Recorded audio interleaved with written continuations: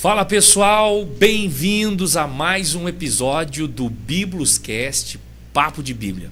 Estávamos um pouco sumidos, mas aparecemos novamente para gravar esse quinto episódio, que eu tenho absoluta certeza vai edificar você que nos acompanha aqui no canal, no YouTube. Muito obrigado por estar assistindo o nosso vídeo. Já quero aproveitar e pedir para você, se você ainda não é inscrito no nosso canal, se inscreva. Também deixe o seu like. Sabe qual é a importância de você dar um cliquezinho aí? É só um clique aí no like. Isso ajuda a disseminar o vídeo ainda mais aqui no YouTube, para que mais pessoas tenham acesso a esse conteúdo. Então, nos ajude aí, tá bom? Hoje nós estamos aqui recebendo novamente o nosso irmão Jean. Paz do Senhor, Jean. Pai do Senhor, pastor, Pai do Senhor, Raquel, Pai do Senhor, pessoal. Nós estávamos meio sumidos, mas estamos aqui de novo para mais um podcast. E eu acredito que um papo muito interessante que vai edificar os nossos corações. É isso aí. Também a nossa irmã Raquel. Paz do Senhor, irmã Raquel. Pai do Senhor, pastor, Pai do Senhor a todos que estão nos acompanhando em mais um episódio do podcast, né? Muito feliz por estar aqui novamente.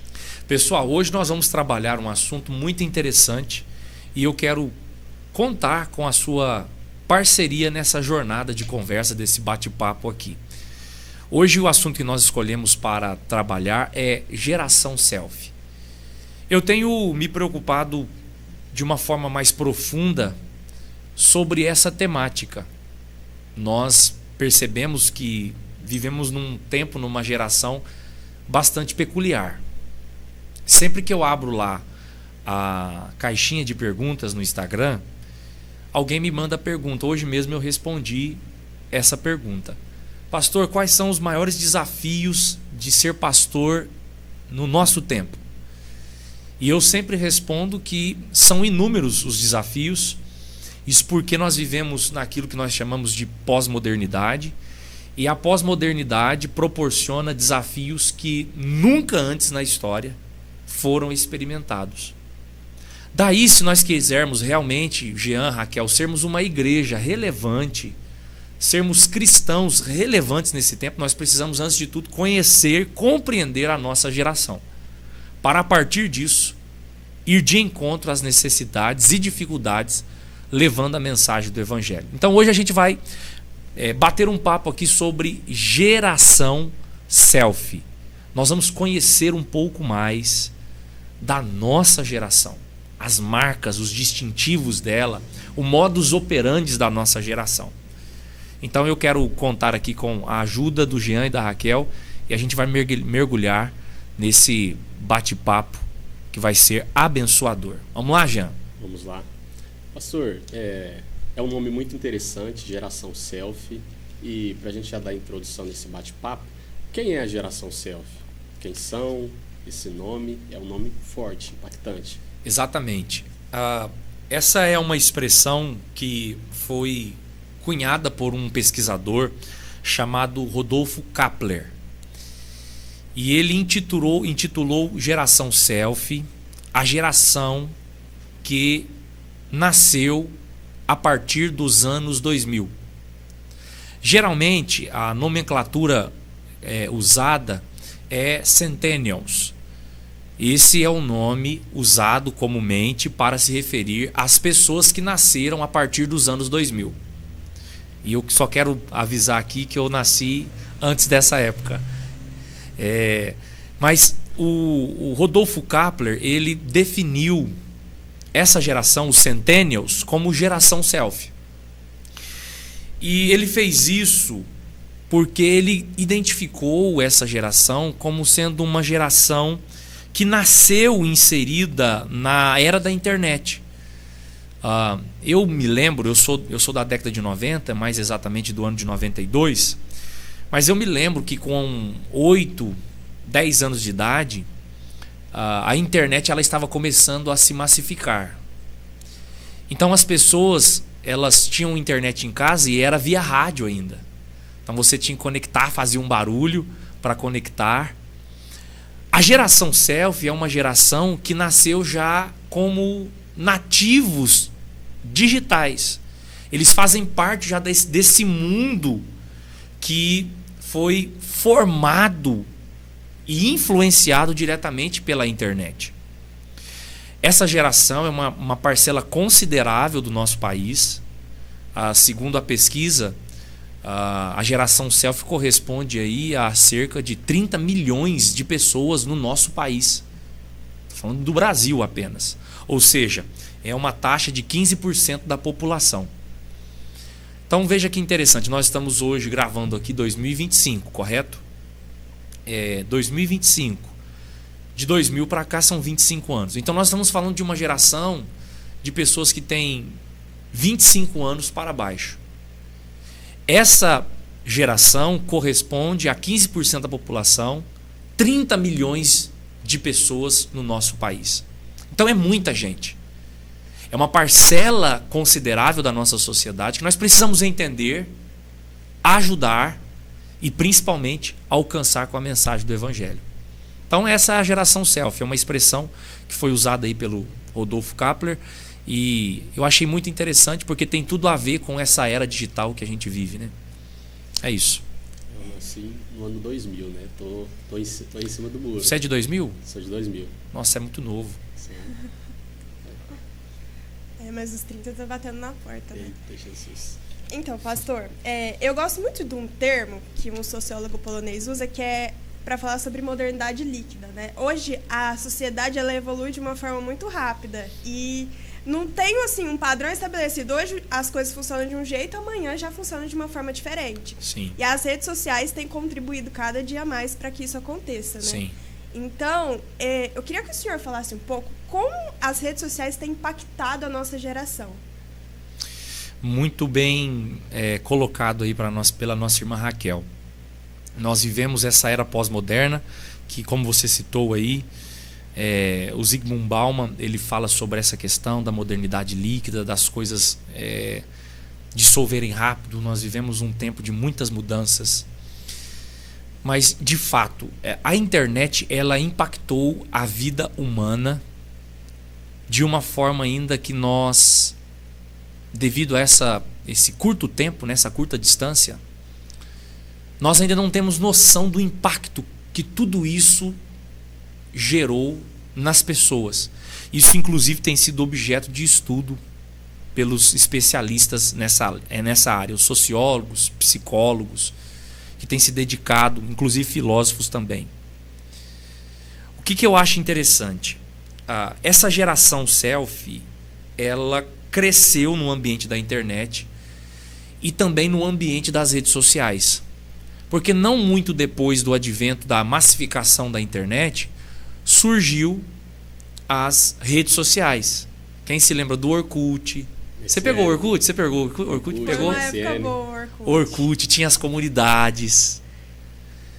Depois teve o MSN, que foi o WhatsApp da época. Enfim, o advento das redes sociais gerou impactos profundos e ainda está gerando. Ainda mais a partir do momento em que o celular passou a ser essa ferramenta de acesso fácil à internet e também às redes sociais. De modo que, no contexto da geração selfie, olha os impactos que eu vou enumerar aqui. No contexto da geração selfie, o celular ele passa a ser visto como um objeto sagrado. E os pesquisadores afirmam que o celular é tão importante para a geração selfie que é quase como uma extensão do seu próprio corpo. Tem um pesquisador, PhD, Robert Rosenberg, do Instituto de Tecnologia da Geórgia, que ele descobriu uma realidade muito interessante que mostra a relação que a geração selfie, que nós temos com o celular, como sendo uma extensão do corpo e como sendo, de fato, um objeto sagrado para nós. Ele chamou esse experimento, esse estudo, de síndrome de vibração fantasma. Quem aqui já deixou o celular em algum lugar, longe de você, e você está no outro ambiente, longe do celular, e parece que você sentiu no bolso o celular vibrar? E você se lembrou e falou, mas espera aí, não, meu celular não está comigo. E você sentiu o celular vibrar. houve um pesquisador que fez uma pesquisa sobre isso e ele descobriu que ele nomeou isso como uma vibração, uma síndrome da vibração fantasma. Ou seja, nós estamos tão atrelados ao celular que o celular passou a ser uma extensão do nosso corpo. Olha que loucura isso, gente. Isso é uma loucura. Outro estudo também mostra para nós que a dependência que nós temos do celular é tão grande que pessoas que passam muito tempo longe do celular acabam tendo abstinência, como pessoas que têm abstinência por questões químicas, dependentes químicos. A mesma área do cérebro ativada pela abstinência do camarada que é dependente químico tem sido a mesma ativada pelo uso do celular, pela falta de uso do celular. Então isso é um impacto que tem sido muito profundo na nossa sociedade. O camarada hoje pode não ter muita coisa, mas o celular não lhe falta. Correto? Uma outra coisa também. Essa cidadania digital que a geração selfie tem, ela chegou ao ponto de que se você não tem uma rede social, é como se você não existisse. Porque a existência, ela passa a ser muito mais valorizada no âmbito virtual do que justamente no âmbito real. De modo que é um absurdo para uma pessoa da geração selfie encontrar alguém que ainda não esteja no ambiente virtual. Então é tipo não existir. Isso é muito perigoso porque você resume a vida a coisas muito periféricas. Um outro impacto também é que os efeitos colaterais que tudo isso tem causado são graves. Você tem, por exemplo, encontrado num aumento catastrófico e alarmante os transtornos de imagem. Porque nós estamos constantemente nas redes sociais fazendo o quê? Vendo a vida de quem? Dos influenciadores. Dos influenciadores, a vida perfeita. Porque a vida instagramável, ela é recortada. Ninguém vai postar lá as tragédias que teve, as coisas erradas que aconteceram. A foto é a melhor foto de 100 que eu tirei. O vídeo é o melhor vídeo que eu fiz de 30 vídeos. Ou seja, é uma vida editada. E aí eu fico ali, a todo momento, em contato com isso e inconscientemente e conscientemente me comparando. E isso tem gerado um aumento de transtornos de imagem. Porque a pessoa idealiza a sua vida a partir do que vê, se compara, e isso está gerando também depressão, ansiedade. O aumento disso nessa geração é absurdo. Você tem também o aumento do sentimento de solidão, porque nós estamos focados muito em ter vida virtual e não vida real. Se você pegar os últimos medidores aí, feito por países, você vai descobrir que o Brasil é um dos países em que as pessoas passam mais tempo nas redes sociais. Há alguns lugares que o indivíduo passa de 6 a 8 horas nas redes sociais. Então é muito tempo dedicado a uma vida solitária. Isso tem gerado sentimentos de solidão. Olha os efeitos colaterais que eu estou mencionando aqui: ansiedade, transtornos de imagem, depressão, inabilidade social no mundo real. Porque as pessoas sabem conviver aqui, mas se você chegar, como a gente está aqui agora na mesa, e ter um bate-papo, conversa olho no olho, a pessoa não sabe se comportar. Ela está inapta socialmente, inabilidade social. Não sabe se comportar, não sabe conversar, não sabe iniciar, terminar um diálogo, não sabe se relacionar. Isso tem refletido na vida desses jovens, né, nessa geração selfie, né? Talvez por isso que haja tantos problemas em relação à questão de namoro. Porque essa inabilidade, a pessoa tem facilidade de mandar um direct, mas tem dificuldade de conversar olho no olho. às vezes as pessoas estão dentro da mesma casa e estão conversando através do celular. Exatamente. Não tem aquele momento de diálogo mais. Exatamente. Isso é muito, muito sério. Casais mesmo que discutem por WhatsApp, que conversam pelo WhatsApp e que não tem esse tempo de habilidade social no mundo real. Uma outra coisa interessante também é que as redes sociais, elas criaram novas formas de interação. Por exemplo, seguir uma pessoa no Instagram é um sinal de admiração. É assim que a geração selfie entende o seguir. O like significa concordar.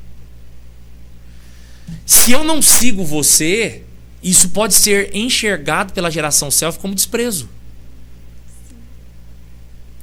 De modo que as redes sociais criaram uma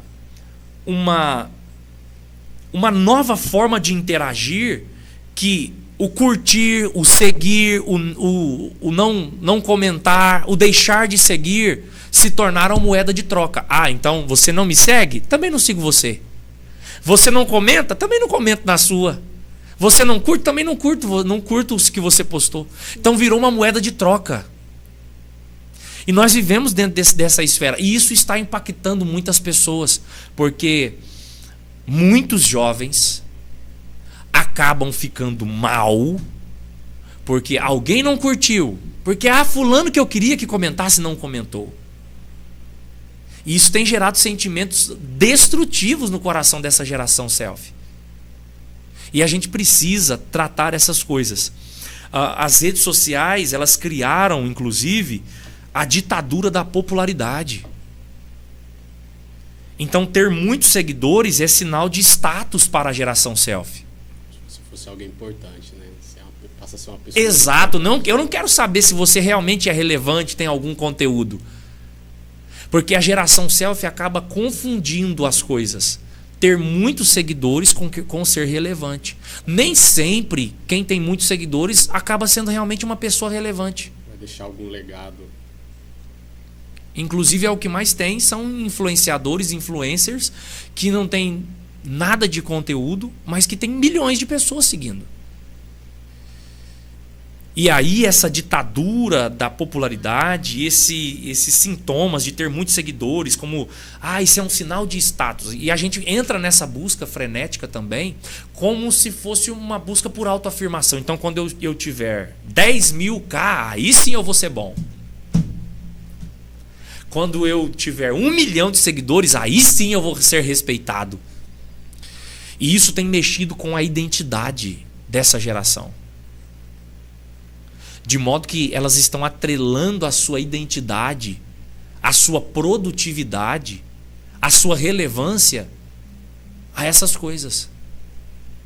E isso é muito perigoso, porque a palavra de Deus vai mostrar para nós, como em muitos casos de personagens bíblicos, que é possível você ser um completo anônimo, mas ainda assim ser uma pessoa extremamente relevante.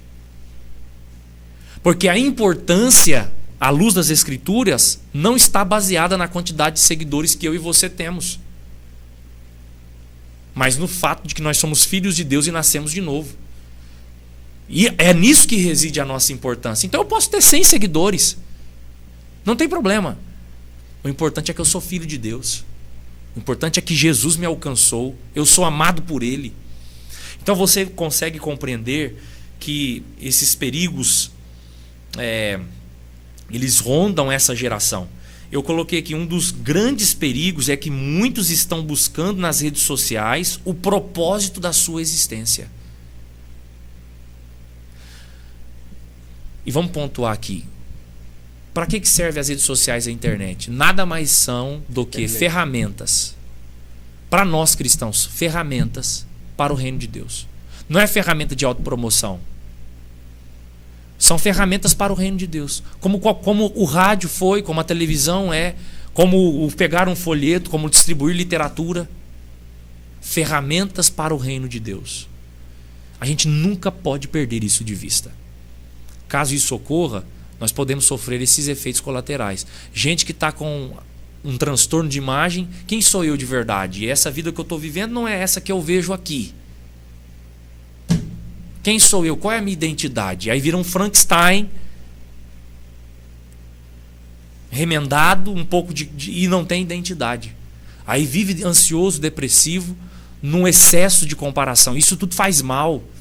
Você percebe como nós estamos a todo momento querendo nos autoafirmar? Eu tenho pensado muito nesses dias sobre isso. Eu não estou falando dos outros, não, estou falando de mim, de nós aqui. Nós temos uma sede de nos autoafirmar. Por quê? De onde vem isso? A gente veio aqui e a gente também quer impor a nossa imagem, quer ser reconhecido e valorizado. Então tudo isso tem prejudicado toda uma geração. E nós precisamos acordar para mostrar para essa geração que a sua identidade não depende da quantidade de seguidores que você tem, mas no fato de que Jesus te alcançou, que você é amado e você é filho, filha de Deus. É muito interessante que a questão das redes sociais, para a nossa geração, ela tem matado a produtividade de muitas pessoas. As redes sociais têm tomado tempos importantes das pessoas. Sim, então, um tempo que você sim. passaria com a sua família, Tá nas ou redes. buscando algum conhecimento, estudando, lendo um livro, até no horário de trabalho. Então isso vai mudando, vai minando a produtividade da pessoa. E a pessoa fica até procrastinando nas coisas importantes a qual ela tem que fazer. Então algo que deveria ser prioridade acaba ficando em segundo plano por conta das redes sociais. Aí dorme tarde, acorda tarde e aí ela já perdeu o seu dia e teve um dia improdutivo por conta das redes sociais. É verdade. Algo que se tornou prioridade que não era para ser. Exatamente. E vamos ser sinceros, se a gente pegar o livro aqui agora, vou ler a Bíblia aqui agora, e o celular estiver perto aqui, você vai começar a ler a Bíblia. Se fizer assim, ó, zzz, você já interrompeu. Já olha, Já perdeu o foco. Não é? Então é um desafio para nós, né? Nós vivemos num mundo onde há muitas vozes e nós precisamos parar para ouvir a voz de Deus. E uma preocupação é porque esse contato com as redes sociais começa de muito cedo, desde criança. Isso tem afetado a criação das pessoas, né, desde a infância. Então, a gente vê crianças de 2 anos que tem uma facilidade imensa com celular e tem acesso a vários tipos de conteúdos, às vezes que nem são monitorados. É quase uma identidade digital, já nasce com uma identidade digital. É por isso que os estudiosos chamam de nativos digitais. Eles já nascem programados, o dedinho já consegue mexer, não sabe ler, mas pelas figuras consegue identificar. Isso aqui é o aplicativo de ver vídeo, isso aqui é não sei do que. É uma loucura isso, uma loucura. E as redes sociais, ela também tem trazido alguns problemas para a nossa geração, em questão que as redes sociais ajudou a proliferar a questão do sexting e a pornografia. Sim. E tem sido um grande mal, não só para fora, mas também dentro da igreja, quando a gente vê que vários jovens, infelizmente, fazem um consumo disso, sobre a questão da pornografia, e isso tem afetado. E o senhor, como pastor, como que a gente pode lidar com essa situação? Como é que pode tentar resolver a situação na vida dos jovens? Nós vivemos na sociedade do espetáculo, uma sociedade extremamente consumista, movida pela publicidade. Tudo é publicidade, tudo é vendável e tudo é muito midiático. Então você não tem mais uma vida que fuja desses princípios, porque se você tentar fugir disso, você é como não existir. Você percebe que há, como marca distintiva dessa geração, uma busca de ser importante na importância dos outros. Ninguém tira foto com desconhecido. A gente só quer tirar foto com gente conhecida e postar nas redes sociais. Qual é a mensagem que a gente quer passar com isso? Quando eu tiro uma foto com alguém importante e marco lá e posto, o que eu estou querendo passar com isso? Estou querendo passar o quê? Inconscientemente, eu sou importante na importância do outro. Então nós vivemos essa geração. E aí, essa geração muito midiática, que tudo é público, que todas as relações são baseadas nesse espetáculo, surgiu alguns fenômenos, como por exemplo, o sexting e também a cyberpornografia, que são coisas perigosíssimas. Para quem não sabe, o sexting é a troca de mensagens, fotos pornográficas entre namorados ou amigos, pessoas. E a cyberpornografia nada mais é do que acessar conteúdos pornográficos pela internet. Eu acho interessante porque essas coisas, elas são fruto do quê? Elas são fruto, primeiro, da erosão moral que nós estamos vivendo. A sociedade, ela está em uma erosão moral. Ela está perdendo os valores judaico-cristãos. E um dos sinais dessa perca dos valores judaico-cristãos é justamente a cyberpornografia, o sexting. O Washington Post afirmou que a prática do sexting, de mandar, de receber mensagens, imagens pornográficas, tem causado depressão, ansiedade e traumas. O jornal americano Washington Post fez essa pesquisa com jovens da geração selfie e descobriu que jovens envolvidos com esse tipo de imoralidade acaba desenvolvendo essas características. Um caráter extremamente ansioso, as emoções que vivem de altos e baixos, mostrando sintomas depressivos e traumas profundos. Porque veja só, imagine só, você troca mensagens, é o famoso nudes, né? Você manda o nudes e de repente isso que era para ficar entre você e a pessoa que você gosta, de repente, pum, espalha. Imagina só, a pessoa vai ficar envergonhada.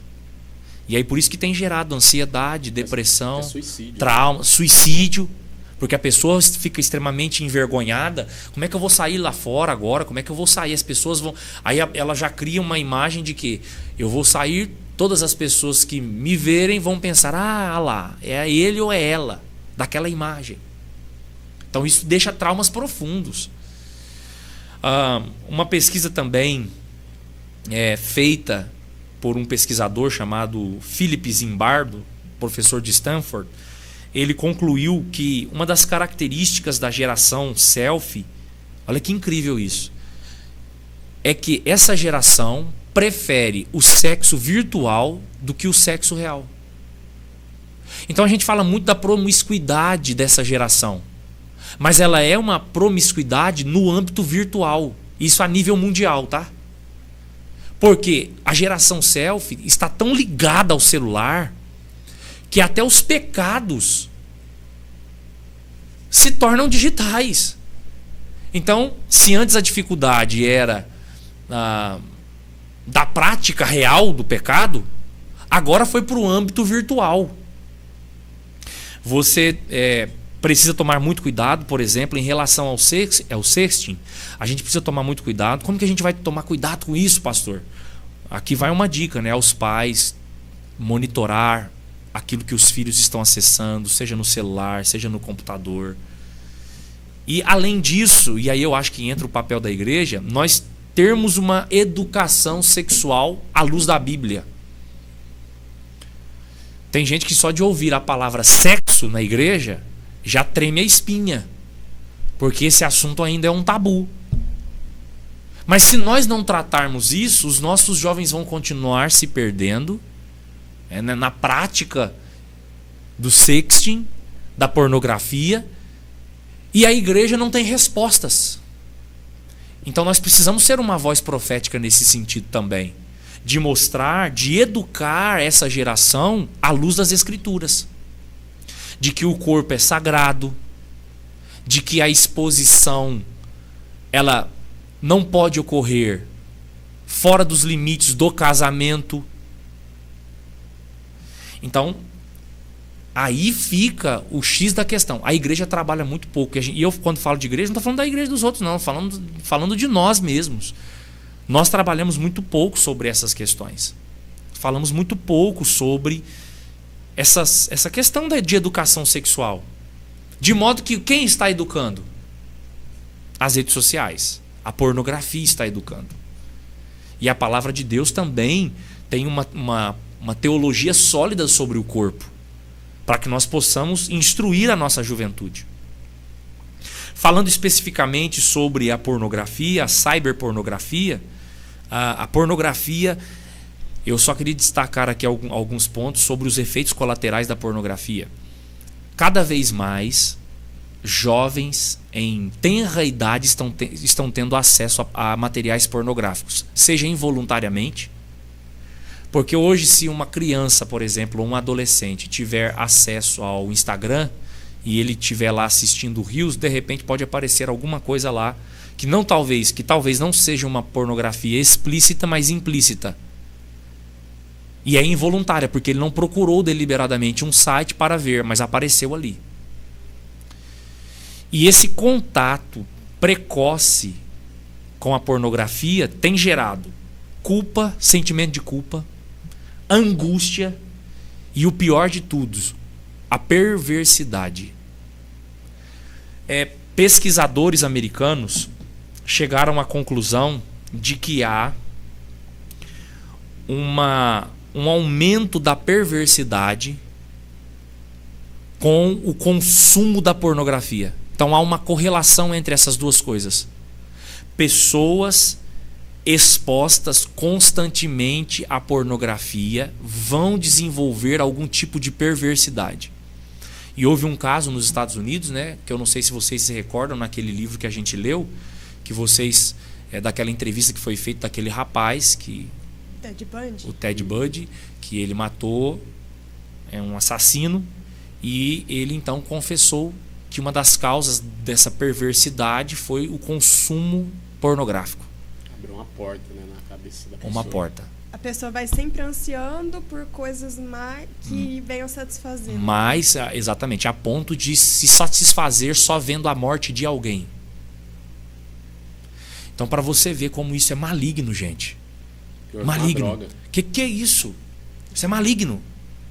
Isso veio das profundezas do inferno. A pornografia, ela deforma o caráter. Pois as coisas relacionadas ao corpo têm o poder de afetar a nossa alma. Eu só estou vendo ali, é um pecado contra o meu corpo, mas está afetando a sua alma.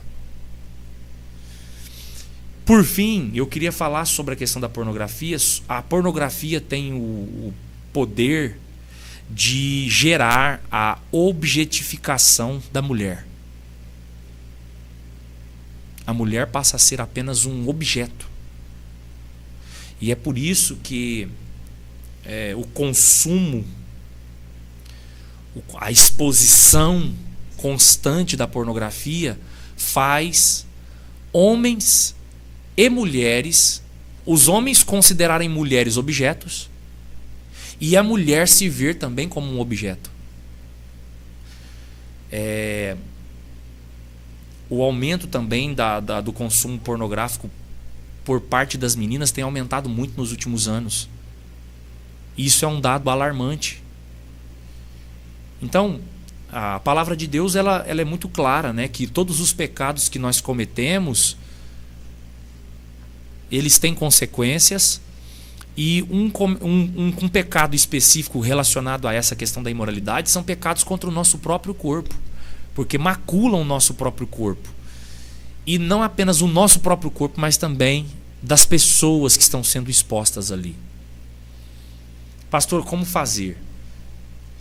Eu acredito que um dos maiores dilemas que nós temos presenciado entre os pastores é justamente o fato de que nós não temos fórmulas mágicas para chegar para o jovem que está passando por um vício nessa área e falar: pratica isso aqui, faz isso que você vai ser liberto. Que é o que muitos jovens desejam quando buscam ajuda. Eles querem uma fórmula mágica. Pastor, eu estou passando por isso, eu quero ser liberto. O que eu faço? Me dê aí 3, 4 passos, porque eu quero encontrar a fórmula mágica para ser liberto disso. E não existe fórmula mágica. A pornografia, o sexting, o nudes é um pecado de imoralidade, tanto quanto qualquer outro pecado, que precisa ser tratado à luz da palavra de Deus. Isso vai exigir de você, em primeiro lugar, a confiança de que o Espírito Santo, Jesus Cristo, se manifestou para libertar você desse pecado. Que você pode sim viver liberto. Segundo, e isso vai requerer de você também a sua responsabilidade. Não é só o poder de Deus que vai operar, você também terá que fazer a sua parte.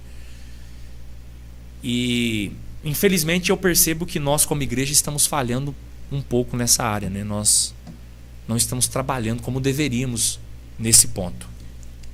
E ainda nesse tema de pornografia, eu tenho visto que isso produz expectativas frustradas para o futuro. E assim, no âmbito do casamento, eu me recordo do filme A Prova de Fogo. É um filme muito bom, nesse âmbito de casamento, né? E ele tinha essa prática de pornografia. Isso estava afetando a relação familiar dele. Por quê? Porque ele estava projetando algo que é irreal. É irreal, é encenado. É encenado, não é real, né? Exatamente isso, perfeito. E você tem muitas pessoas passando por isso, né? E aí, trazendo para dentro da sua vida maldições sem fim. E é muito triste, né, ver que jovens estão crescendo, se casando e trazendo esses vícios para dentro do relacionamento, que vai acabar trazendo um problema. Isso que você falou, e tem jovem que fala assim, quando eu casar eu vou parar. Mas se tornou um vício, aquilo está tão arraigado que não vai. Que vai ser uma pedra de tropeço no casamento. Exatamente. Porque imagine só, você descobrir que é sua esposa ou você descobrir que o seu esposo tem esse vício. Então, isso é muito sério, pessoal, muito sério. O sexo, ele não foi feito para ser um instrumento de autossatisfação. Ele é um instrumento de satisfação, não de autossatisfação. Porque a autossatisfação é eu satisfazendo a mim mesmo. O sexo, ele tem os seus limites, que é no casamento, entre o casal, e ele é um instrumento de bênção. Mas o pecado, aonde ele toca, ele desvirtua todas as coisas. E uma das coisas que eu acho interessante, que eu gostei muito desse argumento, que é um argumento público, que foi até o filho do pastor Luciano Subirá, o Israel Subirá. Ele escreveu um livro falando sobre vencer a pornografia, né? Se chama Vença o Dragão. E ele conta uma coisa interessante. Ele conta que uma das coisas que ajudam a pessoa a se libertar é a pessoa olhar para aquilo e falar assim: eu preciso saber quão degradante é para aquela mulher, para aquele homem estar ali fazendo aquela cena. A indústria pornográfica não é como muita gente pensa, de as pessoas ganharem muito dinheiro e viver não, me perdoa a expressão aqui, mas é uma indústria desgraçada, no sentido de que arrebenta com a vida das pessoas que fazem parte dela. Muitas vezes as mulheres são degradadas, os homens são degradados por isso. Então isso ajuda você a entender a gravidade do que é aquele pecado. E você procurar enxergar isso com os olhos de Deus. Da mesma forma que Deus olha para o pecado e fala: isso para mim é abominação, é a forma como nós devemos também enxergar o pecado. Tem até estudos da psicologia que fala que pessoas que têm esse problema não podem ter muito tempo ocioso. Então, tente ter um dia produtivo, uma vida produtiva, preencha seu dia com coisas produtivas, principalmente atividades físicas, que vai te ajudar a se livrar. Tem um livro que eu quero indicar aí, que está disponível, se chama, já li esse livro 2 vezes, esse livro é muito bom, muito bom. Se chama A Batalha de Todo Homem. A Batalha de Todo Homem. Esse livro é muito, muito bom. Vale a pena a leitura, porque ele vai mostrar como nós podemos desenvolver uma sexualidade santa, bíblica e espiritual. Espiritual. Então vale a pena aí a leitura. Esse assunto é muito complexo, né? E ainda tem uma certa...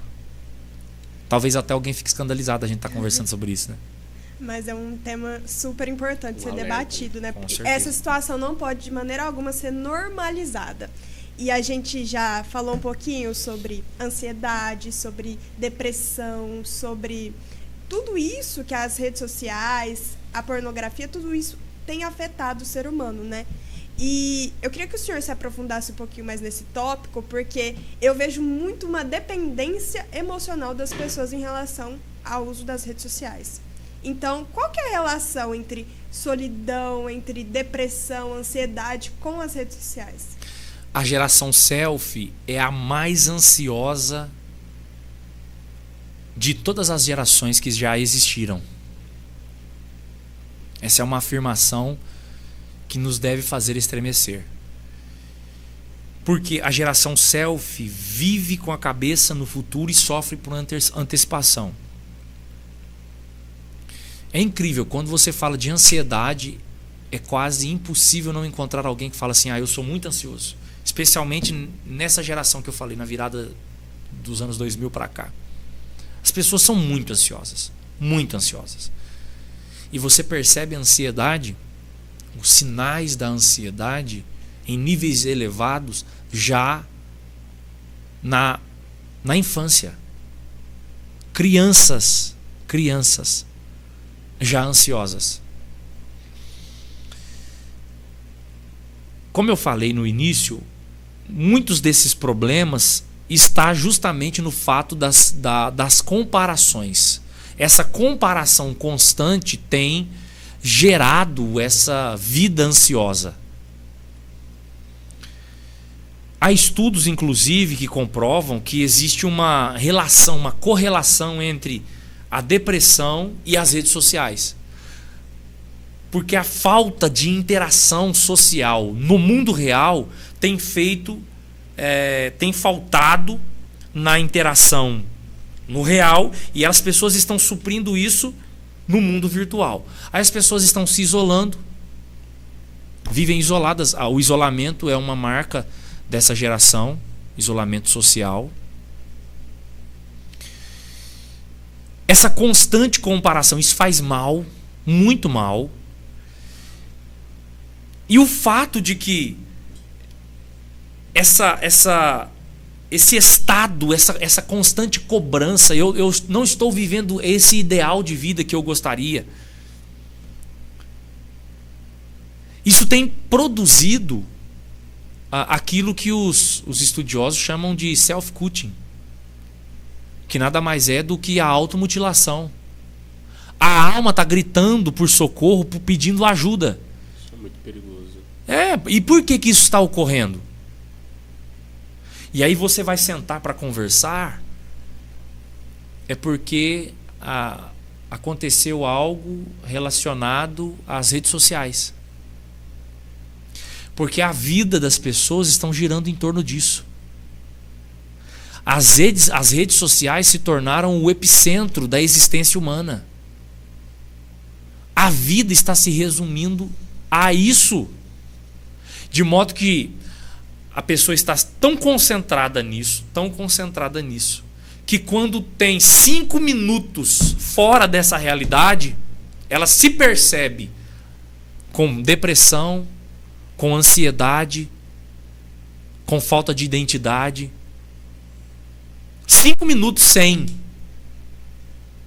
ela se percebe dessa forma. É uma solidão. Então, a vida está girando em torno dessas redes sociais, e a gente precisa parar realmente para refletir sobre essas questões, para sermos um contraponto em relação a isso. Porque como é que jovens doentes serão sarados? Por meio de uma geração curada, sarada, sadia. Então o jovem cristão que me ouve agora, alguém que é membro dessa geração selfie, você que nasceu de 2000 para cá, é a sua vida cristã saudável que vai ser instrumento de cura para alguém. Porque imagina só, Jean, imagina só, Raquel, vocês estão aqui e há muitos jovens que estão passando por isso. Depressão, ansiedade, estão se automutilando. Como que nós vamos alcançá-los? Por meio de pessoas que foram saradas. Daí a importância de nós nos despertarmos, corrigirmos a nossa rota. As redes, nós não estamos aqui falando que nós temos que sair do Instagram, deleta o Instagram, sai do TikTok. Todos nós temos, né? Redes sociais. Exatamente. Mas a gente usar isso na dosagem certa. Mas a rede social não pode te ter. Exato. Você pode ter redes sociais, mas as redes sociais não podem te ter. É isso aí, esse é o princípio. Porque gente que usa de forma saudável, e o grande problema é estar em usar de modo saudável, por isso que a gente tem que ser rigoroso em relação a isso. Gente que vai usar de forma saudável é que vai ajudar outros a se comportarem da mesma forma. Então você percebe que o aumento da depressão, da ansiedade tem uma correlação com as redes sociais. Então a gente tem que tomar muito cuidado, né? O que nós estamos vendo, o que nós estamos consumindo. Eu estava vendo uma pesquisa falando sobre como o suicídio tem aumentado nos últimos anos e como o suicídio é contagioso. É por isso que quando uma pessoa se suicida e a notícia é divulgada, você percebe que outras pessoas se tornam corajosas para praticar a mesma coisa.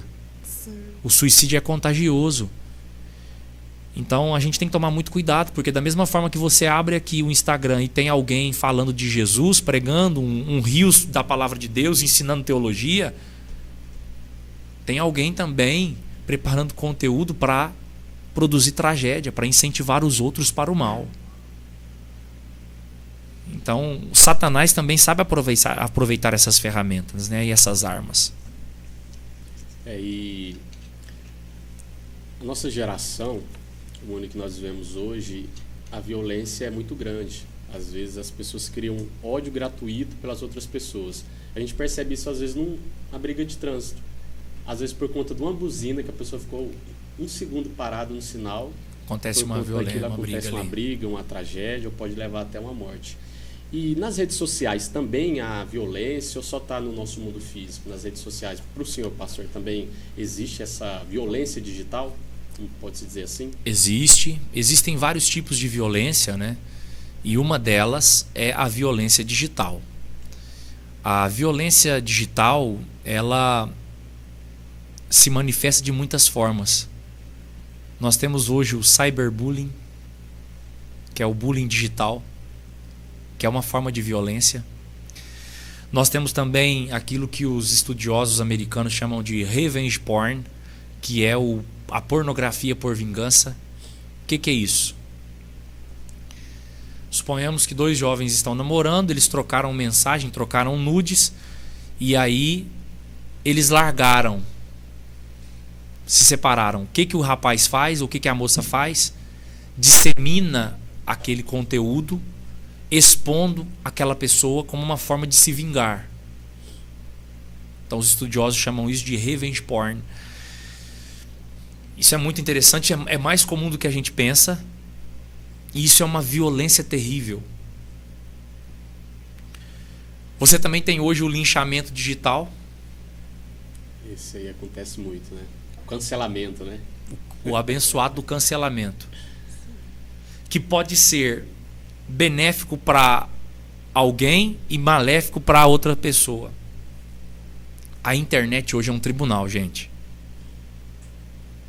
Vocês viram o que aconteceu com a moça do avião? Sim.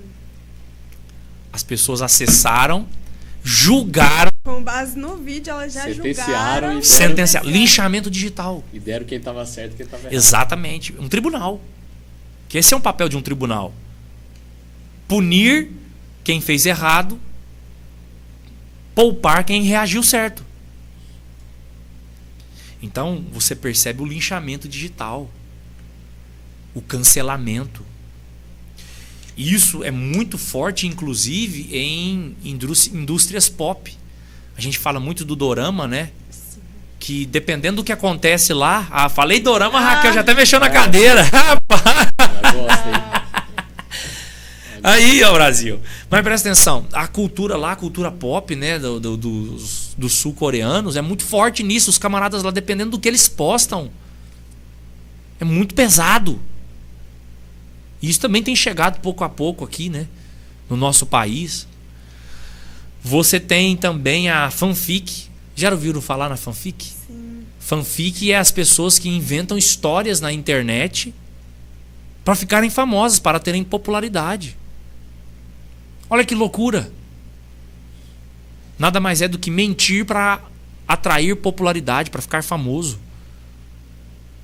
Inclusive nós tivemos aí casos de pessoas que afirmaram que foram violentadas sexualmente. Teve uma moça que fez isso, né?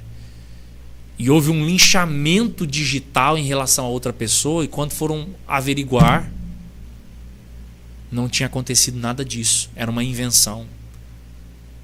Então isso é uma forma de violência. Em certos aspectos, a geração selfie, ela é violenta digitalmente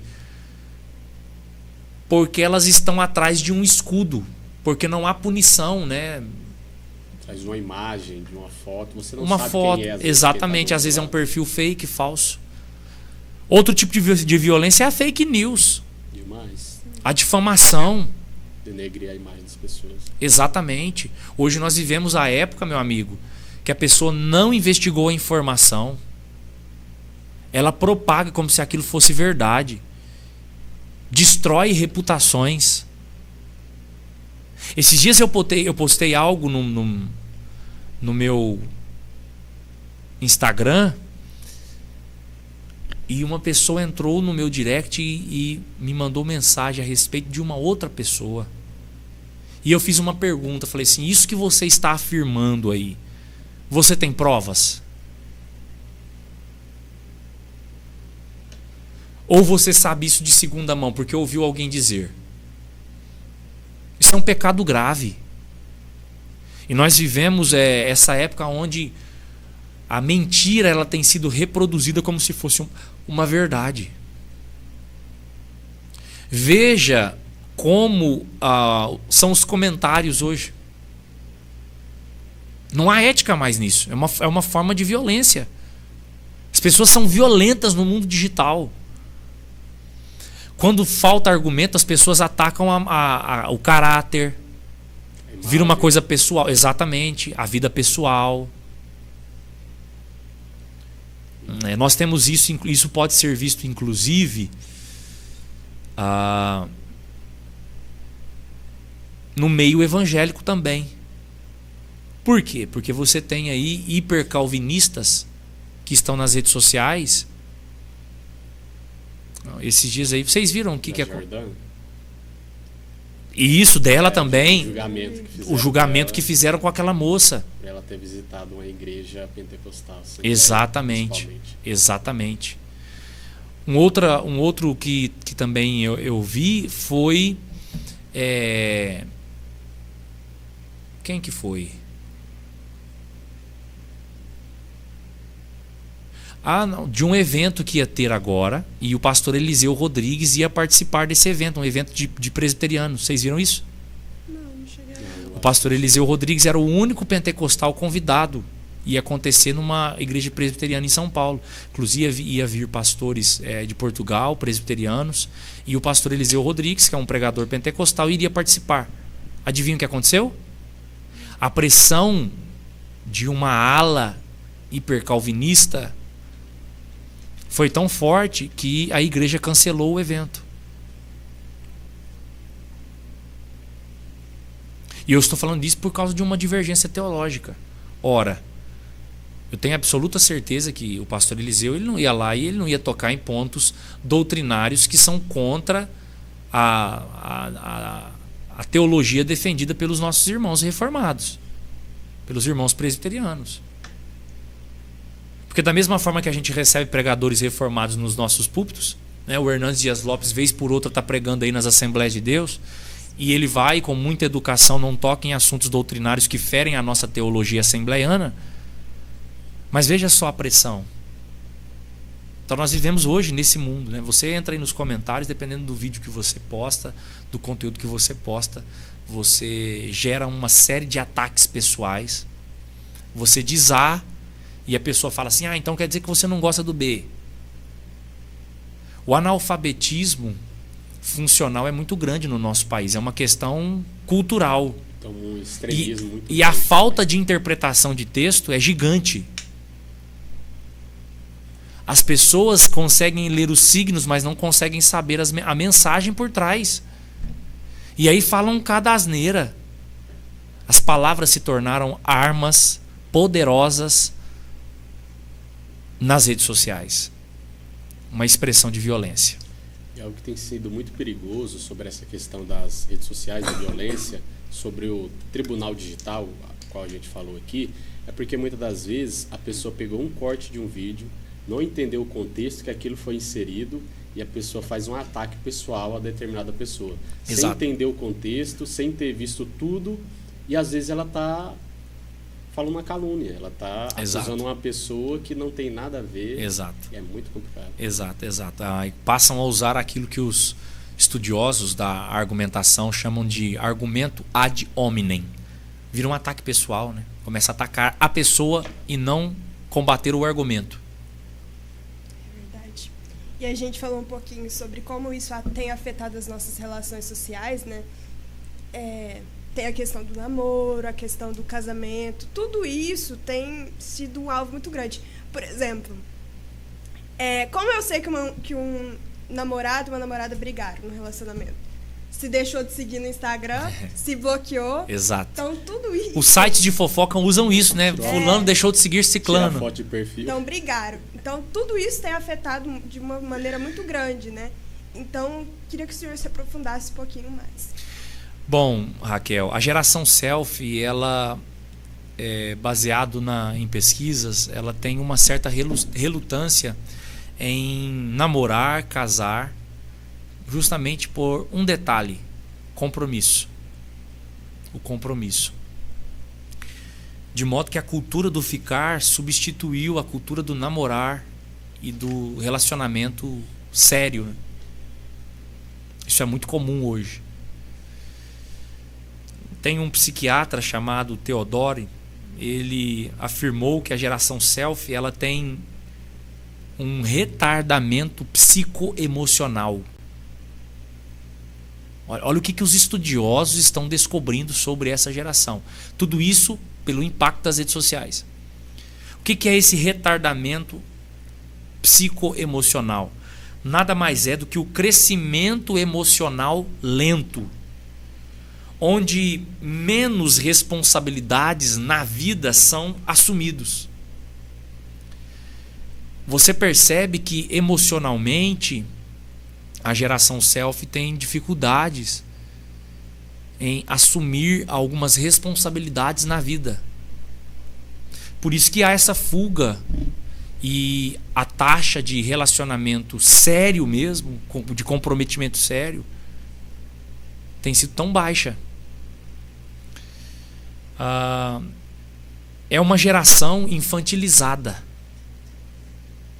emocionalmente infantilizada, grandes no corpo, bebês nas emoções. Pouca maturidade. Né? Pouca maturidade. Até a gente outro dia vínhamos conversando isso, né, Jean? De uma viagem no carro. Pais nessa geração selfie que são super protetores e que estão gerando filhos imaturos e medrosos. Eles estão, porém, por meio dessa atitude, retardando algumas marcas da vida adulta. Quais são as marcas da vida adulta? Número 1, responsabilidade. Aí nós temos um monte de menino, de marmanjo aí, que não tem responsabilidade com nada. Porque a própria família tem retardado o desenvolvimento psicoemocional desse jovem. Então é um jovem que dorme até meio-dia, ele não procura trabalho, ele não tem responsabilidade de pagar uma conta, de ajudar nas despesas da casa. E aí nós estamos vivendo o fato de que a geração selfie não quer ter nenhum tipo de comprometimento, porque é muito fácil, né, com a erosão dos princípios judaico-cristãos, você então tem uma vida completamente libertina, então a cultura do ficar substitui a cultura do compromisso sério. É muito mais cômodo. Uma noite de prazer aqui, cada um vai para sua casa e acabou, vida que segue. Sem compromisso nenhum. Essa vida é bem mais cômoda do que uma vida com compromisso. A vida com compromisso, ela exige responsabilidade, ela exige renúncias, lealdade, comprometimento, dinheiro. Vão ter que trabalhar para sustentar uma casa, para sustentar filhos. É uma vida menos narcisista e egoísta, porque você passa a viver para o outro e pelo outro. Quem tem filhos, ele vai ter que dedicar tempo, recursos, muitas vezes sacrificar alguma coisa para si mesmo por causa do filho. E a geração selfie não quer isso.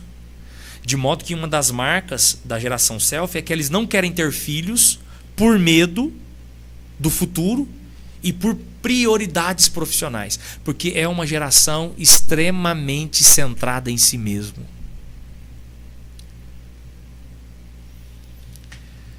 Ou seja, colocam a profissão como ponto principal, a carreira, não querem casar, ou até querem casar, mas o casamento passou a ser um ideal não tão bom, porque devido ao aumento do divórcio, da taxa de divórcio, casamentos que não deram certo, casamentos infelizes. Então muitas pessoas, muitos jovens são dessa geração, são geração fruto de casamentos infelizes. Então eles olham e falam assim: casar para quê? Eu vi como meu pai sofreu, eu vi como minha mãe sofreu. Não querem casar.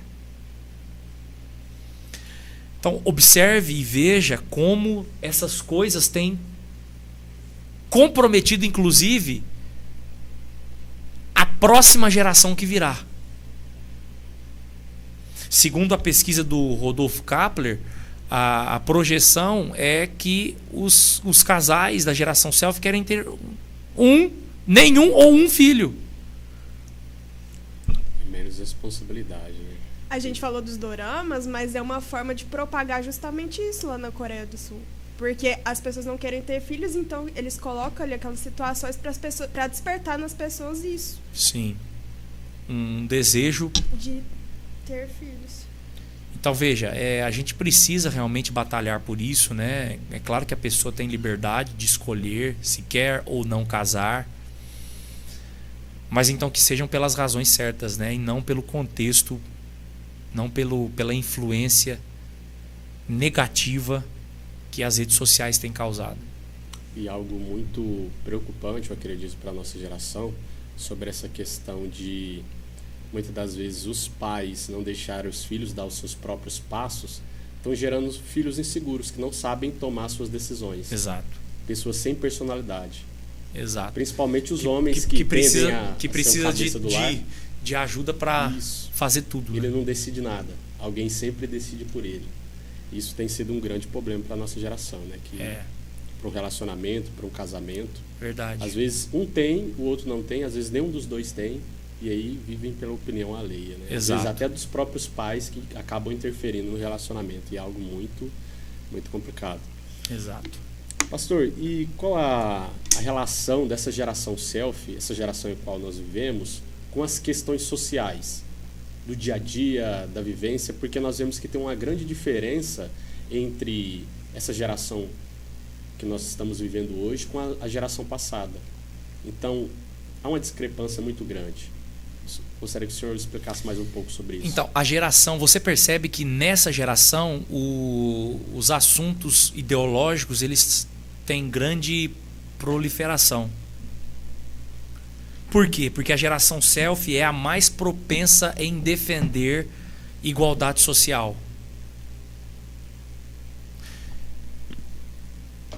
Devido às redes sociais, devido aos meios de comunicação, é a geração mais propensa, mais ligada às questões de ideologia. Por isso que as ideologias têm de ambos os lados encontrado guarida no coração dessa geração. É a geração mais inclusiva da história. E aqui está também a explicação do porquê a geração selfie é a geração que tem elevado a experiência homossexual e bissexual às taxas mais elevadas da história. Porque como é uma geração aberta, que dá abertura demais para esses assuntos, ela é uma geração que tem experimentado de tudo. E isso tem sido um canal para as ideologias malignas encontrar guarida no coração de jovens, de moças e de rapazes. O que importa é ser feliz, né? Tudo tá certo, toda ideia é bem-vinda, Exato. independente se até confronta a minha própria ideia, mas algo diferente pode. Exato. É isso aí. E isso é, ao mesmo tempo, preocupante para nós, mas uma oportunidade muito grande. Por que é uma oportunidade muito grande? Porque se eles estão abertos para ouvir todo tipo de ideologia, também estão abertos para ouvir a mensagem transformadora do Evangelho. Embora haja dificuldades em relação a isso, porque nós vivemos num mundo relativista, então o cristianismo não detém mais o monopólio da verdade. Ele é mais uma dentre várias verdades que existem. Mas ainda assim é uma oportunidade, porque eu prefiro alguém que me dê abertura para que eu possa falar do amor de Cristo do que alguém que não me dê. E é muito complicado, né? Igual eu estava num livro que a nossa geração aceita tudo, que às vezes 2 mais 2 vira 5 e não 4, algo que é concreto, às vezes tá diante dos nossos olhos. Exato, você tem que o óbvio, o lógico tem sido ignorado em nome da ideologia. A ideologia é tão forte. Escuta o que eu vou te falar. Nunca houve um tempo, nunca houve uma geração que se apegasse, que fosse tão aberta às questões ideológicas. Essa é a geração mais aberta para questões ideológicas, tá? É por isso que você percebe aí que o foco das ideologias marxistas de esquerda são nas universidades. Porque quem geralmente entra nas universidades são os jovens. Então, assim, é muito fácil, porque você tem a teoria do primeiro contato. O que é a teoria do primeiro contato? Conquista o coração aquilo que chega primeiro. Depois, para tirar essa sujeira da cabeça e do coração, só um milagre. Isso é muito complicado, né? Que quando o senhor citou, entra nas escolas e na universidade, aquilo já se torna algo enraizado. Então as pessoas saem dali já com aquela mentalidade. Cabeça formada. Então qualquer ideia contrária que vem aquilo, ele já não aceita. Isso é muito complicado, porque às vezes a gente tenta combater de uma certa forma, mas a gente não está conseguindo ir na raiz do problema, né? Às vezes um problema que não consegue se resolver porque está enraizado em lugares que era para ensinar a verdade, infelizmente. Exatamente. Então a gente tem que tomar muito cuidado em relação a essa questão, mas também encarar como uma grande oportunidade, né? E investir mais. Nós falhamos muito nesse ponto, né? Temos poucas universidades cristãs no Brasil. Infelizmente nós cedemos muito território para Satanás nesse aspecto ideológico. E agora estamos colhendo os prejuízos disso. Então nós precisamos realmente de jovens que façam a diferença na universidade, na academia, né? Nos projetos acadêmicos, na literatura, como cineastas, com produção artística. Eu estava vendo hoje que o Mel Gibson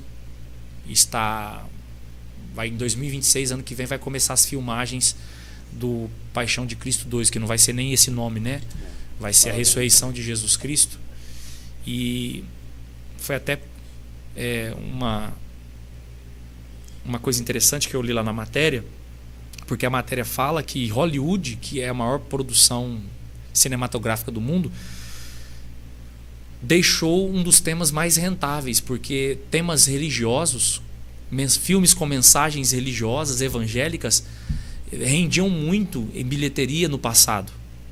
Um dos filmes que mais renderam bilheteria foi A Paixão de Cristo. Todo mundo já assistiu. E Hollywood, a indústria cinematográfica foi deixando os assuntos religiosos de lado, né?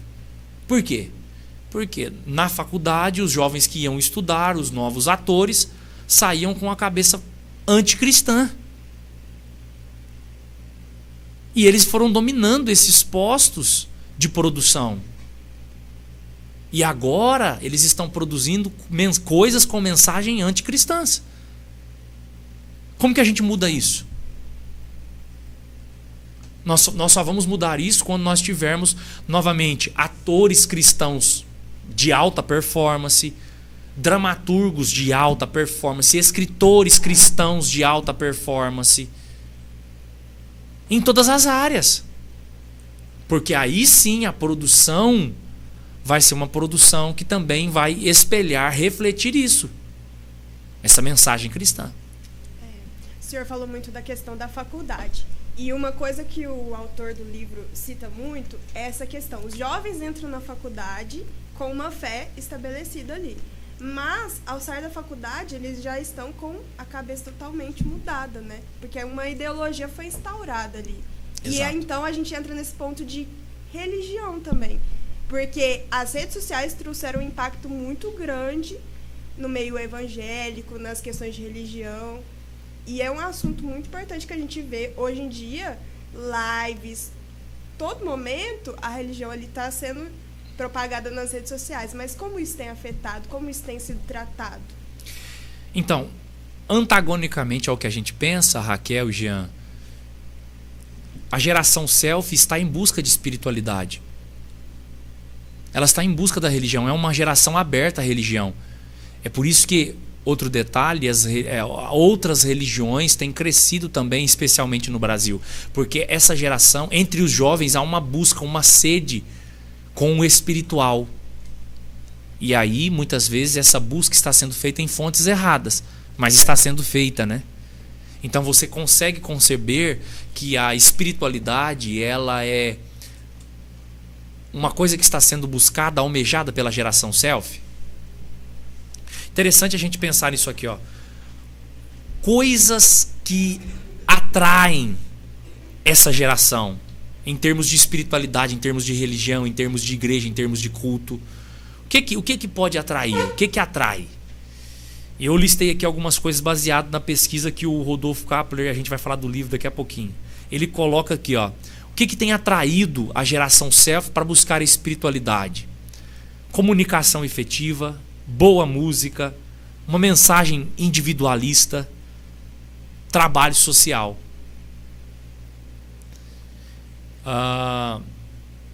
Entretanto, a geração selfie tem concebido uma visão equivocada sobre Deus. Porque na perspectiva dessa geração, o que é Deus? Quem é Deus? É como se fosse o gênio da lâmpada. Ele é o gênio da lâmpada mágica. Por quê? Porque é um Deus que existe para realizar os meus desejos e resolver os problemas das pessoas. Então essa é a visão. Tem uma busca por espiritualidade? Tem. Mas há um equívoco. Busca pela felicidade, não pela servidão, né? Exatamente. É uma busca por Deus. Mas que Deus? Né? Eu quero o Deus que me faça feliz, o Deus que supre todas as minhas dificuldades. Ele é o gênio da lâmpada. Tive um problema, me ajuda. Resolveu, eu continuo a minha vida. Eu li uma frase interessante, que até quero mencionar aqui, de um livro do meu amigo, pastor Jonas Mendes. Ele fala uma coisa interessante no livro, que essa geração anseia por um Deus, desde que esse Deus não exija nada deles. Então é uma espiritualidade sem exigências. É uma espiritualidade sem compromisso. Inclusive, você descobre que a geração selfie, eles são religiosos, mas não são comprometidos com a igreja, com a religião. Como que é esse fenômeno? O censo demonstrou, o último censo agora demonstrou, que o tipo de evangélico que mais cresce no Brasil, sabe qual é? O evangélico sem igreja. Desigrejados. O cara fala assim, eu sou evangélico, mas ele não frequenta mais o templo, ele não vai mais nos cultos. Esse é o tipo de camarada que se considera evangélico, mesmo não frequentando regularmente uma igreja. Ou seja, a geração selfie, eles estão dissociando a fé do espaço religioso. Quando eu falo de espaço religioso, estou falando do templo. Então eles querem Deus, mas não querem a igreja. Conseguem compreender o que eu estou falando aqui? Porque na igreja vai exigir o compromisso. Vai ter que haver algum tipo de renúncia. Isso se dá por algumas razões. Por que eles estão, a geração selfie dissocia? Quer Deus, então você encontra aí muitos. Não, eu quero Deus, mas não quer nenhum tipo de contato com a igreja ou com o templo, com o espaço religioso. Por que isso? Eu coloquei aqui, pelo menos 4 razões dessa desvinculação religiosa. Primeiro, mais acesso à informação. Essa geração é a geração que mais tem acesso à informação. Esse é o primeiro ponto. Número 2, decepções religiosas. Muitos já frequentaram, ou os pais frequentaram, tiveram decepções religiosas na igreja. Quando eu falo de decepções religiosas, eu estou falando de coisas que são naturais no meio da igreja, que existiam na igreja primitiva e vão continuar existindo até Jesus voltar. Toda a igreja vai haver diferenças de pensamento, vai haver conflitos entre irmãos. Não deveria, mas sempre há. Então, essas decepções religiosas estão fazendo com que haja essa dissociação. Terceiro, desconfiança das lideranças religiosas. Essa desconfiança, ela se dá muito pela propagação de informações, algumas verdadeiras, mas outras também falsas, de escândalos, de problemas, né? O líder tal fez isso. Às vezes não é nenhuma verdade, mas aquilo foi disseminado como uma verdade. E às vezes é verdade mesmo. O camarada fez coisas erradas e aquilo foi propagado. Por fim, o choque de cosmovisão. O que é isso? Visões de mundo diferente. A igreja tem uma visão muito clara sobre o mundo. E essa visão é baseada em princípios bíblicos. Por exemplo, casamento. Casamento para nós é um homem e uma mulher. Só que para essa geração que é aberta a todo tipo de amor,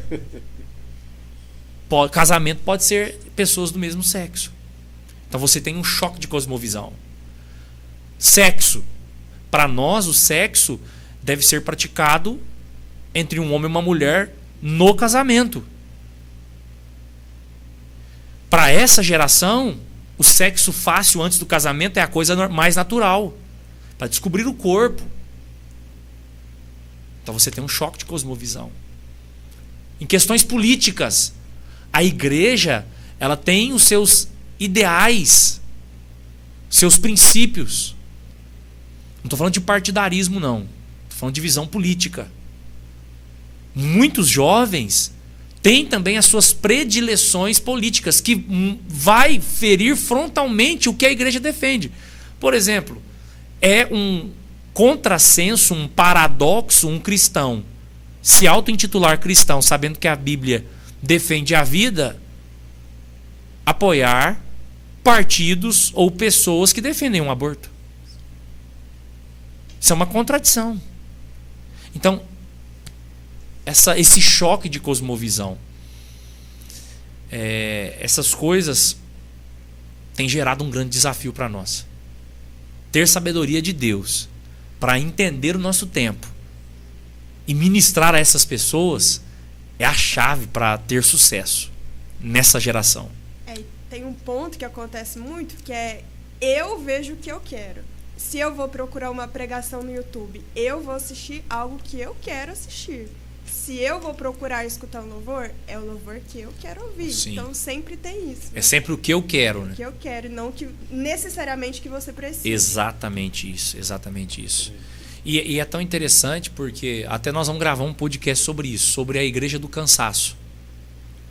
É um livretinho que eu li e eu quero compartilhar algumas coisas, algumas lições que eu extrair dali sobre a Igreja do Cansaço, baseado nas teorias do Byung-Chul Han, que escreveu o livro Sociedade do Cansaço. O autor, que é o Willy Baldo, ele escreveu esse livretinho falando sobre essas questões, como hoje a nossa geração ela está vivendo um excesso de positividade, justamente por isso. Porque eu escolho a mensagem que vai me agradar, porque eu escolho o louvor que eu gosto. Tudo é sempre o que eu gosto, sempre o que me agrada. Por isso que essa geração não consegue ouvir não, por causa do excesso de positividade. Isso é muito complicado. Eu li um livro que fala O Deus que Destrói Sonhos, né? Ele Sim. fala muito sobre isso. E tem um ponto muito interessante que ele cita lá, que a nossa geração, ela quer ser feliz, quer o Deus, igual o senhor falou, que realiza os nossos sonhos, né? O gênio da lâmpada, mas a partir do momento que a vontade de Deus vai de confronto à minha vontade, pronto, a vontade de Deus já não prevalece mais sobre a minha vida. É como se a gente pegasse a oração do Pai Nosso e a gente colocasse de lado, quando Jesus fala que a vontade de Deus seja feita na nossa vida, né? Então é muito complicado e a gente tem que aprender a ter essa maturidade na fé para reconhecer que às vezes o que a gente quer não é o que Deus quer pra gente, né? É algo muito complicado, mas o Exato. Espírito Santo vai nos conduzindo a ter uma maturidade. Pastor, a nossa geração, a geração selfie, é uma geração que vive em meio a traumas, em meio a cicatrizes. Eu gostaria que o senhor falasse um pouco sobre isso, sobre essa questão de Boa. traumas. A geração selfie, ela passou por grandes crises mundiais. Da mesma forma que as gerações, como por exemplo os baby boomers lá atrás, que vieram depois da Primeira Guerra Mundial e passaram pela Segunda Guerra Mundial, e isso deixou marcas profundas naquela geração. A geração selfie também foi marcada por essas crises mundiais. Quais foram elas?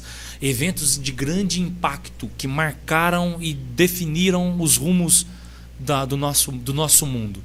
Você tem, por exemplo, o 11 de setembro, que foi o ataque terrorista que aconteceu em 2001 nos Estados Unidos. Isso trouxe uma mudança geopolítica. Nós temos também a grande crise econômica de 2008, que foi aquela crise da bolha, né, imobiliária. E nós temos, assim, mais recentemente, a Covid-19. Essa aí foi pancada. Então, essas três grandes crises mundiais produziram um sentimento de insegurança e medo na geração selfie. A geração selfie é a geração mais tímida em correr riscos financeiros e profissionais. Sabiam disso? Por quê? Porque nós tivemos uma crise severa em 2008 que impactou o mundo. Então é uma geração tímida em correr riscos financeiros. Se der errado de novo. Se der errado de novo. E em termos profissionais também. Uma outra questão em relação a isso que tem a ver com a Covid-19, porque o que aconteceu na Covid-19? A gente teve que ficar em isolamento. Isso gerou ainda mais o fortalecimento que já vinha sendo produzido pelas redes sociais, que é o isolamento social, que é uma marca dessa geração. A gente gosta de ficar sozinho. A gente gosta. Solidão. É bom, às vezes você está falando, não, eu preciso ficar sozinho, tirar um tempo para espairecer.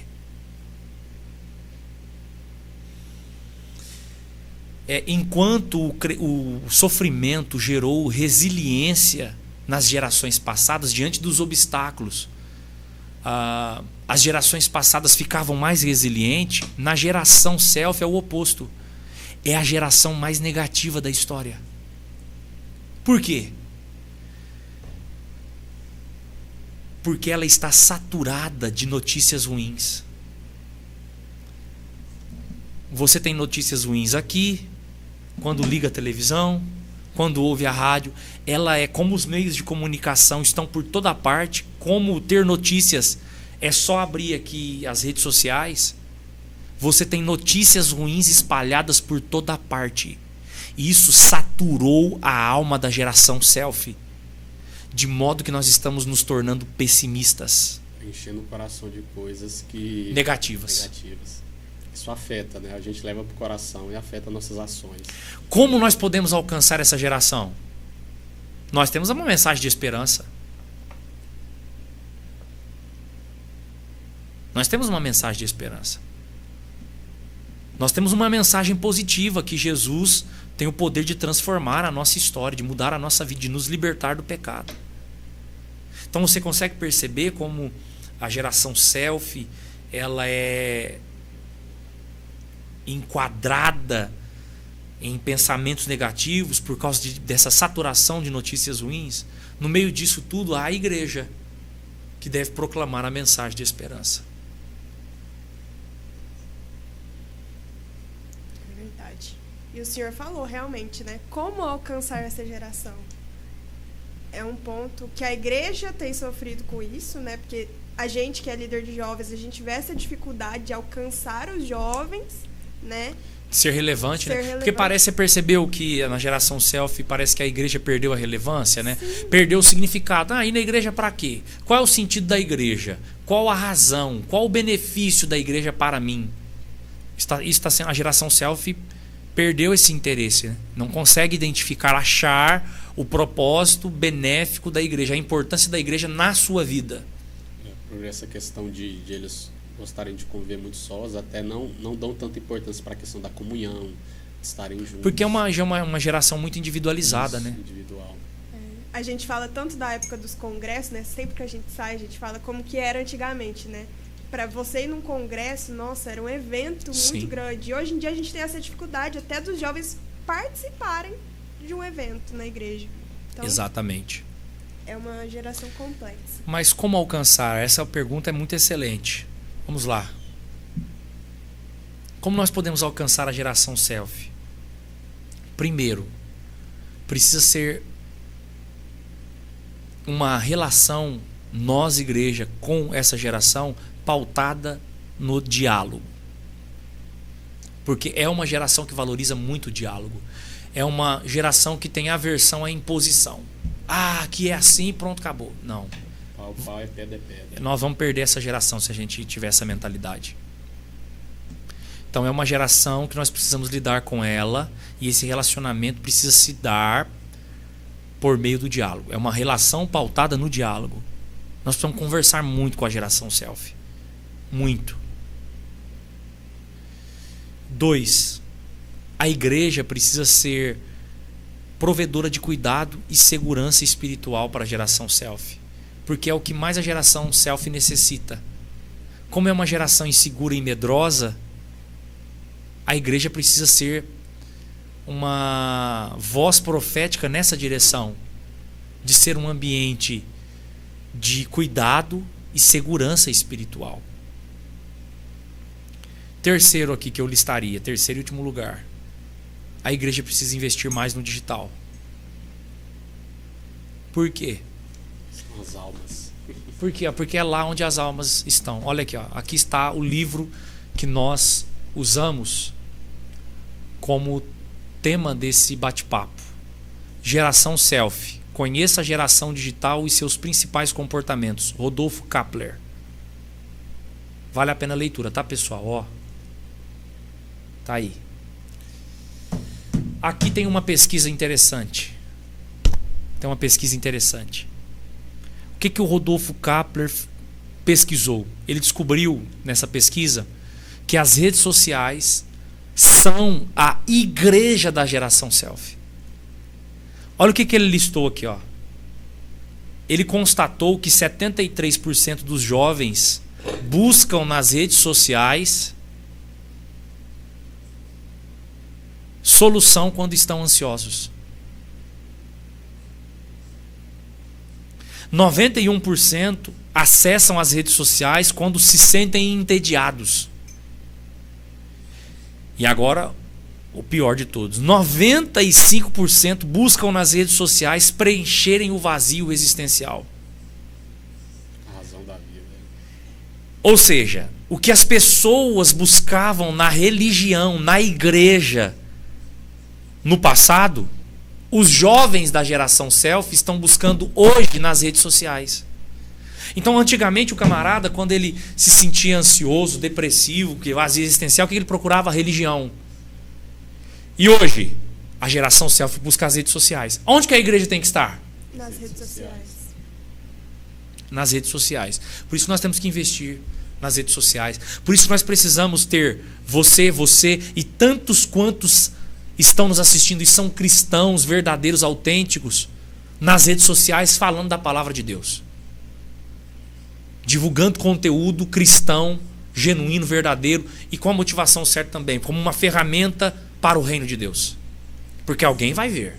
Alguém vai ser impactado com aquilo. Alguém que está pensando talvez em tirar a sua vida vai dar de topa com um vídeo de alguém cantando, de alguém pregando, de uma mensagem escrita que está falando sobre o amor de Jesus por ela. E isso, imagina um ansioso, imagina aqui, ó, 95% das pessoas, não, 73% das pessoas buscam socorro nas redes sociais quando estão ansiosos. O cara ansioso, estou ansioso, vou aquietar minha alma aqui nas redes sociais. De repente, ele bate de olho numa palavra que vai de encontro, que Jesus tem poder de arrancar esse medo do futuro que ele tem. Imagina a pessoa que está com um vazio existencial, se sentindo sem propósito, dá de topa com uma palavra de alguém dizendo: tem um propósito de Deus para a sua vida. Isso é poderoso demais, pessoal. Então nós precisamos investir mesmo. Por isso nós estamos fazendo esse podcast. Porque alguém pode cair aqui, alguém pode pegar o corte aqui. Sabe os cortinhos que a gente faz e posta lá no Instagram? Pois é, alguém pode ver isso. E pode ser alcançado, impactado. Então eu acho que esses são os caminhos, né? Nós não estamos sendo dogmáticos aqui. Talvez alguém esteja nos assistindo e estando falando: poxa, mas isso aqui também dá para a igreja fazer para a gente alcançar essa geração. Nós também estamos aqui abertos, né, para ouvir novas ideias, porque o nosso desejo é alcançar essa geração, é fazermos com que essas pessoas sejam alcançadas, que o mesmo Jesus que transformou a nossa vida e a nossa história também alcance essas pessoas. Amém, pessoal? Vamos terminar, né? Amém. Já deu 1h30 aí? 2 horas? Misericórdia! Então vamos terminar? Vamos terminar? Jean, dá aí as suas considerações finais, meu amigo. Você que é da geração selfie, diga alguma coisa. Eu nasci ali em cima do muro da geração. Pessoal, esse podcast de hoje ele é muito importante para líderes de jovens como eu e a Raquel, para pastores e também para a igreja em si. Porque é muito importante nós sabermos lidar com essa geração, com os jovens. Porque, como muitos dizem, né, os jovens são o futuro da igreja. Então a gente saber lidar com os jovens é muito importante. E você, sabendo lidar com eles, você pode salvar uma alma, ajudar alguém a se desenvolver espiritualmente e a crescer na fé. Então que Deus abençoe cada um de vocês. Em nome de Jesus. E aí, Raquel, dê aí. Você também é geração... Eu sou 99. Tá quase. Geração selfie também. Nasci no século passado.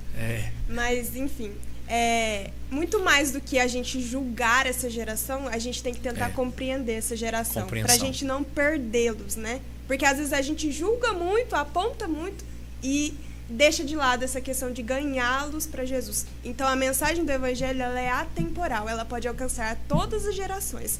e nós devemos investir nisso. Então eu agradeço pela oportunidade de estar aqui mais uma vez e que esse podcast possa abençoar a todos vocês. É isso aí, pessoal. Vamos procurar compreender mais a nossa geração com o objetivo de alcançá-los para o Senhor Jesus. Que Deus abençoe e até o próximo Bibluscast. Um grande abraço. Pessoal, Tchau. com Deus.